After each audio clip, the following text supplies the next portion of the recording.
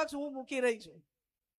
ત્યારે આ બંધારણ હું માત્ર નિયમિત રીતે વાંચું છું।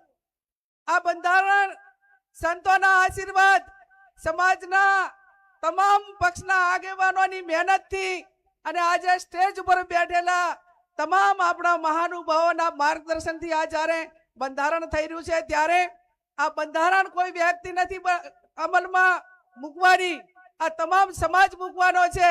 અને આ બંધારણ એ કોની સાક્ષીમાં આજે અમલમાં આવી રહ્યું છે? અહીંયા સદારામ બાપુ અને ઓગણજીનો ફોટો મૂકીને આ હું બંધારણનું વાંચન કરી રહી છું।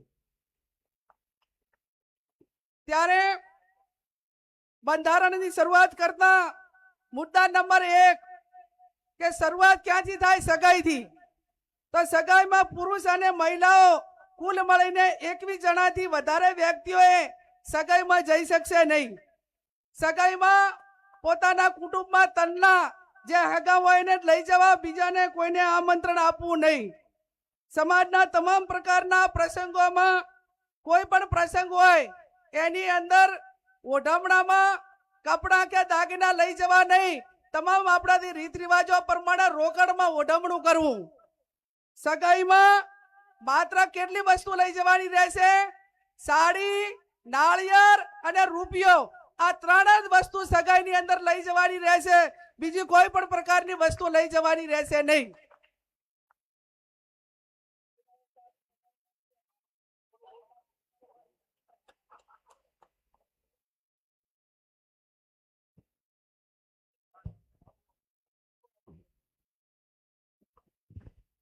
મુદ્દા નંબર 2, લગ્ન તારીખો નક્કી કરવા બાબત। ઘણા બધા સમાજો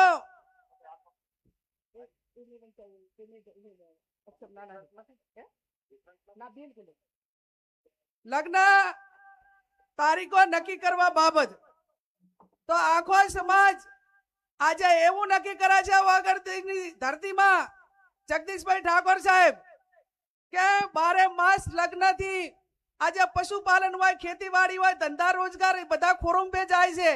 અને સમય આવ્યો છે કે એક મિનિટ ઉપર દુનિયા ચાલે છે અને આપણને વર્ષોની મહિનાની કિંમત નથી। ત્યારે વર્ષમાં 2 માસમાં જ સમાજ જ્ઞાનીબેન ને વિનંતી કે મુદ્દાનું વાંચન થતું હોય ત્યારે માત્ર મુદ્દાઓ જ વાંચશે, વચ્ચે બીજો વિષય નહીં લે। આપણે જે વાત નક્કી થઈ છે, વર્ષમાં 2 માસમાં જ સમાજને લગ્ન માટે તારીખો નક્કી કરવાની થાય છે। વૈશાખ સુદ એકમ થી 15 દિવસ પૂનમ સુધી, એટલે વૈશાખ મહિનામાં અજવાળિયામાં 15 દિવસ અને મા મહિનામાં અજવાળિયામાં 15 દિવસ આખો ઠાકોર સમાજ એ પોતાના ઘરના લગ્ન હોય કે સમૂહ લગ્ન માટે છૂટ આપેલી છે। પણ વ્યક્તિગત લગ્નમાં 2 મહિના જે આપણે નક્કી કર્યા છે એના 15 દિવસ, એના પછી કોઈ લગ્ન કરવાના રહેશે નહીં। 1 મહિનામાં આખા સમાજે લગ્ન પતાવી દેવાના અને કોઈ ઇમરજન્સી હોય તો એ પોતાની રીતે લગ્ન કરે, બાકી 11 મહિના સમાજે ધંધા રોજગાર તરફ આગળ વધશે।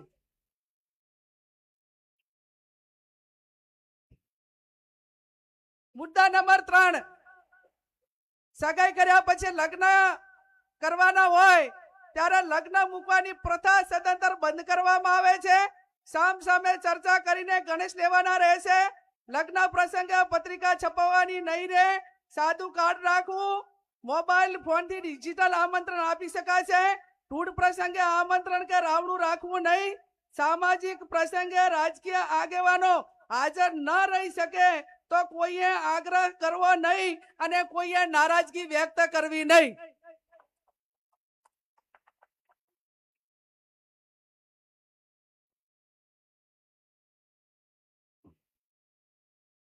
એના પછી જાન લઈ જવાના પ્રસંગે જાનમાં સનરૂફ ગાડી લઈ જવી નહીં। જાનમાં 11 થી વધારે વાહનો લઈ જવા નહીં। જાનમાં ગાડીઓની લાઈન લગાવવી નહીં। જાનમાં મહિલાઓ અને પુરુષો કુલ મળીને 100 વ્યક્તિઓએ જવાનું રહેશે। જે 10 વર્ષની ઉંમરનું બાળક હશે તે વ્યક્તિ ગણાશે। જાનમાં વધુમાં વધુ 2 ઢોલ લઈ જવાના રહેશે અને જાનમાં શરણાઈ લઈ જવા માટેની છૂટ આપવામાં આવે છે। ડીજે બીજે કોઈએ લઈ જવાના નથી।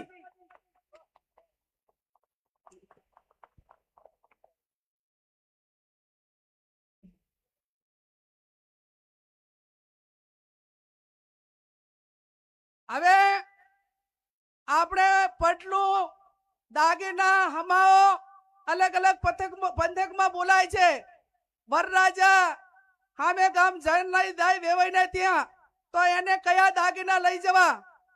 બુટી, મંગલસૂત્ર, પગની જાજરી અને સાદી બંગડી લઈ જવાની રહેશે. આ સિવાય અન્ય કોઈ દાગીના કોઈ પણ સંજોગોમાં લઈ જવાના રહેશે નહીં.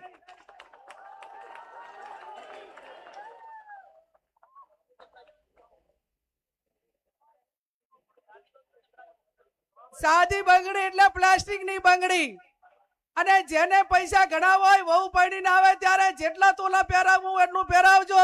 માંડો આપણે ભાઈ ત્યાં હામે ગામ જ્યારે જાન લઈને દઈએ અને પટલાની અંદર આટલી 4 વસ્તુ જ રહેશે. લગ્ન પ્રસંગે હલ્દી રસમ, એન્ટ્રી મારવાની પ્રથા, આ તમામ પ્રકારની રસમો બંધ કરવામાં આવે છે.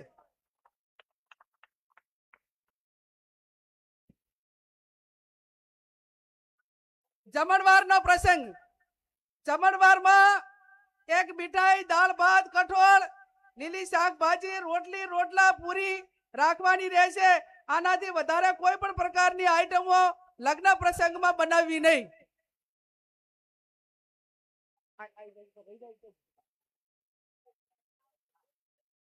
જમણવારમાં છાશ રાખવી હોય તો રાખી શકાશે. નંબર 7, મામેરાનો પ્રસંગ. મામેરામાં મહિલા અને પુરુષ સાથે વધુમાં વધુ 100 ની સંખ્યા લઈ જવાની રહેશે. મામેરામાં વધુમાં વધુ તમામ પ્રકારના 11 વાહનો લઈ જવાના રહેશે. મામેરામાં કપડાની ઓઢવણી પ્રથા સદંતર બંધ કરવામાં આવે છે. તેની જગ્યાએ જે માંડવિયા હોય, જે આપણા પ્રસંગો હોય એ ઢાળા પ્રમાણે રોકડમાં ઓઢવણું કરવાનું રહેશે. મામેરામાં ઓછામાં ઓછા એ 11,000 અને વધુમાં વધુ જે ઢાલમાં મેળવાના એ 1,51,000 થી વધારે જાહેરમાં કોઈ રકમ મૂકી શકાશે નહીં. મામેરા પ્રકારમાં તમામ પ્રકારના દાગીના લેવા લઈ જવાની પ્રથા બંધ કરવામાં આવે છે. અને તમામને દાગીના લઈ દેવા હોય તો એ આગલે દાડે આપી આવે અથવા તો પછી અઠવાડિયા પછી બાકી ઢાલમાં એ દિવસે આ 1,51,000 થી વધારથી કોઈ પણ પ્રકારની રકમ એ વધારે જાહેર માંડવામાં કે ઢાલમાં મૂકવાની રહેશે નહીં. હવે પછી મુદ્દાસર પુરગતનો પ્રસંગ કે પુરગતમાં બાટલું, લોટો, બેડું અને ફક્ત રસોડા સેટ આપવાનો રહેશે. ભેટમાં જે વાહનો આપવામાં આવે છે એ સદંતર બંધ કરવામાં આવે છે.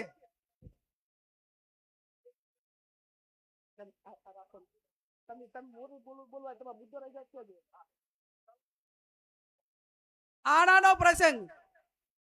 દીકરીના લગ્ન કર્યા હોય ત્યારે જ્યારે આણું કરવા જવા માટેની પ્રથા બંધ કરવામાં આવે છે. આપણા સમાજના રીત રિવાજ મુજબ કન્યાને સસરાના પક્ષમાંથી 2 વ્યક્તિઓ આવી અને તેના પિયરમાં મૂકી જવાના રહેશે. બોલામણા પ્રથા સદંતર બંધ કરવામાં આવે છે. બીમારી પ્રસંગે રાવણા કે અન્ય આમંત્રણ પ્રથા એટલે કે બોલામણા પ્રથા સદંતર બંધ કરવામાં આવે છે.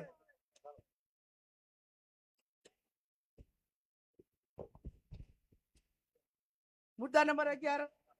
મુદ્દા નંબર 11, ઢૂંઢ જન્મ દિવસ પ્રસંગે ઢૂંઢ પ્રસંગ આમંત્રણ કે રાવણું રાખવું નહીં. જન્મ દિવસની ઉજવણી પ્રસંગે સદંતર બંધ કરવામાં આવે છે.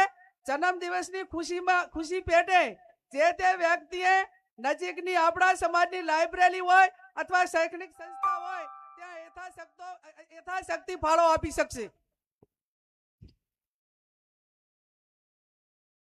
મુદ્દા નંબર 12, છૂટાછેડા બાબત.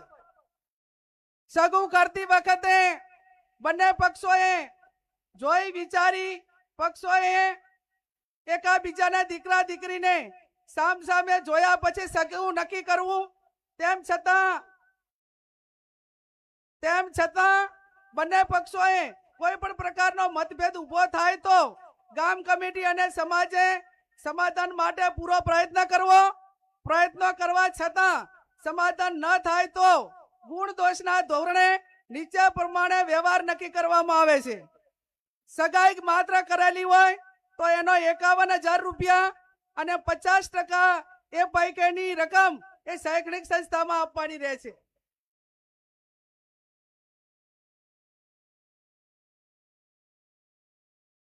છૂટાછેડા બાબત લગ્ન કર્યા પછી છૂટું કરવાનું થયું કોઈ સંજોગોના કારણવશ તો એના માટે 2 લાખ રૂપિયા એ સમાજનો જે રિવાજ એ કરવામાં આવે છે.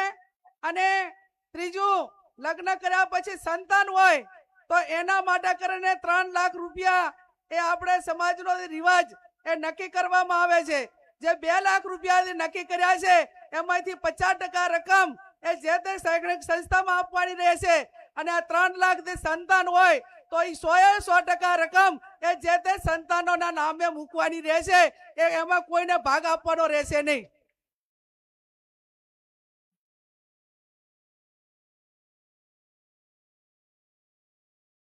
મૈત્રી કરાર. હવે મૈત્રી કરાર હોય કે લવ મેરેજ હોય, આ કાયદાથી બંધાયેલી વસ્તુ છે.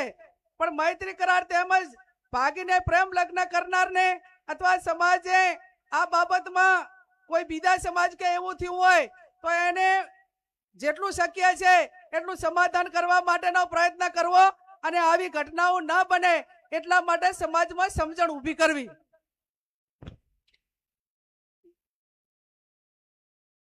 મુદ્દા નંબર 14, પ્રસંગોમાં નશાકારક વસ્તુનો ઉપયોગ કરવો નહીં.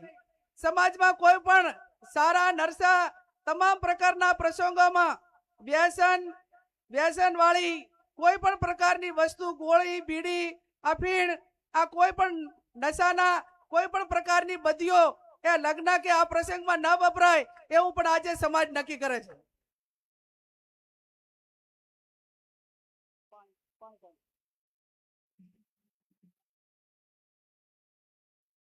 મુદ્દા નંબર 15,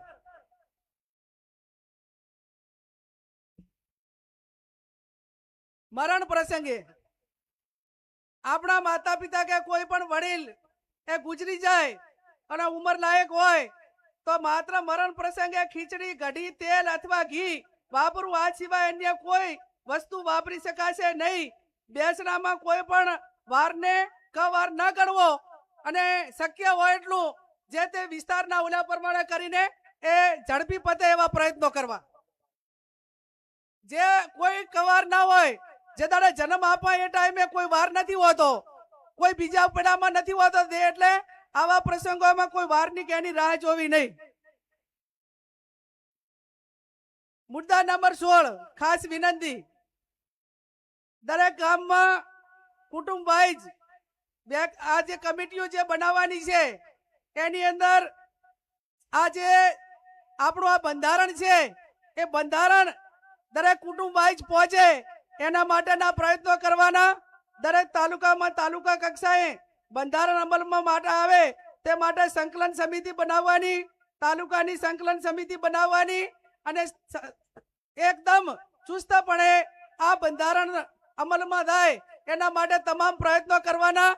આજે આ 16 જે મુદ્દાઓ હતા એ મુદ્દાઓ મેં તમારી સમક્ષ વાંચ્યા છે અને આ 16 મુદ્દાઓમાંથી કોઈ પણ ભંગ કરે તો એનો હગો ભય હોય તો એના પ્રસંગમાં હાજરી ના આપવી. અને હું આજે આ વોગરજીની ધરતી ઉપરથી બધાને વિનંતી કરું છું કે આ બંધારણ એ વોગરજીની સાક્ષીએ, સદારામ બાપુની સાક્ષીએ, નાથ ગંગાની સાક્ષીએ, સાધુ સંતોની સાક્ષીએ જ્યારે અમલમાં આવ્યું છે અને છતાં કોઈ પણ વ્યક્તિ આ બંધારણ માટે એને અમલીકરણમાં કઈ બાંધછોડ કરશે અને આ પ્રકારનો સમાજે નક્કી કર્યું એમ ન વર્તે તો એ સમાજનો સૌથી મોટો દેશદ્રોહી ગણાવશે અને સમાજનો દુશ્મન ગણાશે.